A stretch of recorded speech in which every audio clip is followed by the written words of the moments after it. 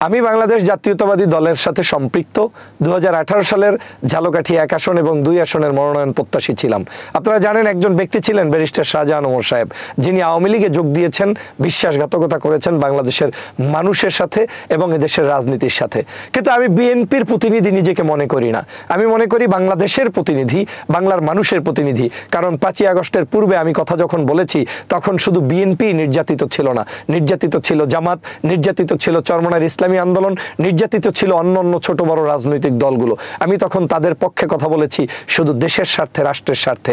আজ যখন দেখি বাংলাদেশ জাতীয়তাবাদী দলেরই কেউ কেউ কোনো না কোনো উপায়ে ডক্টর মোহাম্মদ ইউনূসের সাথে সম্পর্ক রক্ষা করা কিংবা সম্পর্ক ছেদ করার মতো বক্তব্য দেয় কিংবা বিভিন্ন ধরনের দূরত্ব তৈরি হয়, সেটা আমার হৃদয়কে ভেঙে দেয়। আমি ডক্টর মোহাম্মদ ইউনূসকে মনে করি একজন নোবেল লরিয়েট, শান্তিপ্রিয় মানুষ, বিশ্বস্ত মানুষ এবং বাংলাদেশে ফ্যাসিবাদ বিরোধী আন্দোলনের পরবর্তীতে এই দেশকে রক্ষা করার জন্য একজন অতন্ত্র প্রহরী। তার মতো ব্যক্তিত্ব ছিল বিদায় ভারতের করদ্রাজ্যে এখনো আমরা পরিণত হইনি। তার মতো ব্যক্তিত্ব ছিল বিদায় এখনো শেখ হাসিনা চট করে বাংলাদেশে প্রবেশ করতে পারেনি।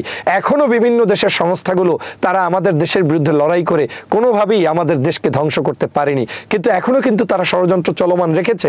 আপনি নিশ্চয়ই জানেন যে ডোনাল্ড ট্রাম্প যখন নির্বাচিত হয়, আওয়ামী লীগ তার ছবি নিয়ে পর্যন্ত কত বিচ্ছিরি নাটক করতে চেয়েছে, বাংলাদেশের মানুষের আবেগ নিয়ে খেলতে চেয়েছে।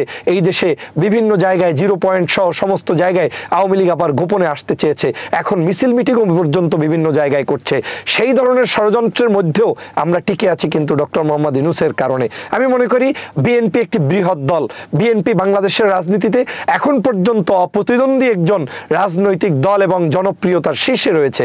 অবশ্যই বিএনপি বিশ্বাস করে শহীদ রাষ্ট্রপতি জিয়াউর রহমানের যে চিন্তা, দেশনেত্রী বেগম খালেদা জিয়ার যে চিন্তা, তারুণ্যের অহংকার তারেক রহমানের যে চিন্তা, এই চিন্তার বিএনপিকে আমরা লালন করি। কিন্তু আমরা দেখছি 5ই আগস্টের পরে বিএনপিরই আবার কিছু কিছু নেতা রয়েছেন যারা শেখ হাসিনার ভাষায় কথা বলেছেন, যে এই ভাষাগুলো এদেশের জনগণ চায় না। যেমন একজন নেতাকে আমি বক্তব্য দিতে দেখলাম, তিনি বলছেন শেখ হাসিনা এই দেশে জামাত শিবিরের বিরুদ্ধে যে আন্দোলন করেছেন, বিচার ব্যবস্থা করেছেন, 71-এর ইস্যুটাকে টেনে এনে তাদেরকে আবার তারা নাকি ফাঁসির কাস্টে ঝুলাবেন। যেই নেতা এই বক্তব্য দিয়েছেন আমি তার তীব্র নিন্দা জানিয়েছি, এখনো জানাচ্ছি। যেই নেতা বক্তব্য দিয়ে এদেশের আলেমের সাথে, ধর্মপ্রাণ মানুষের সাথে বিএনপির দূরত্ব তৈরি করতে চাচ্ছেন, আমি ওই নেতার বিপক্ষে। কারণ আমি চাই এই দেশের ইসলাম প্রিয় জনতা, ধর্মভিত্তিক জনতা, হিন্দু মুসলমান সবাই একত্রে থাকবে। তার মানে সেই বিএনপিটাকে ওই বিএনপি হতে হবে যেই বিএনপি থাকলে সত্যিকার আদর্শিক বিএনপি এবং যেই বিএনপি বাংলার মানুষের সত্যিকার আদর্শ প্রতিষ্ঠা করতে পারবে। কিন্তু এই জায়গাগুলোতেই কিছু কিছু ব্যক্তিকে আমার মনে হচ্ছে ষড়যন্ত্রের কবলে পড়ে হোক, ভিনদেশি কোনো তাবেদারদের খপ্পরে পড়ে হোক, বক্তব্যের এলোমেলো কিছু দিচ্ছে যেটা এই দলের জন্য, দেশের জন্য কখনোই শুভকর নয়। ডক্টর মোহাম্মদ ইউনূসের ক্ষেত্রেও একই কথা। ডক্টর মোহাম্মদ ইউনূসের বিকল্প আর কিছুই নেই, এখানেই ফুল স্টপ থাকতে হবে। আমাদের একজন, একই জায়গা, এটাই আমাদের লাস্ট ডেস্টিনেশন, সেটা হচ্ছে ডক্টর মোহাম্মদ ইউনূস। কারণ আমরা ডক্টর মোহাম্মদ ইউনূসকে এখান থেকে হারিয়ে দেওয়ার অর্থই হচ্ছে আমরা পরাজিত হব এবং সেই যারা পালিয়ে গিয়েছে সেই শক্তিটা আবার উদ্ভাসিত হবে, নতুন করে আবার বাংলার মানুষের উপরে জুলুম অত্যাচারের স্বপ্ন দেখবে। অতএব ডক্টর মোহাম্মদ ইউনূসকে নিয়েই আমাদের চলতে হবে। আমি এটাও বলতে চাই, ডক্টর মোহাম্মদ ইউনূসকে কিন্তু বিএনপি শত্রু মনে করে না।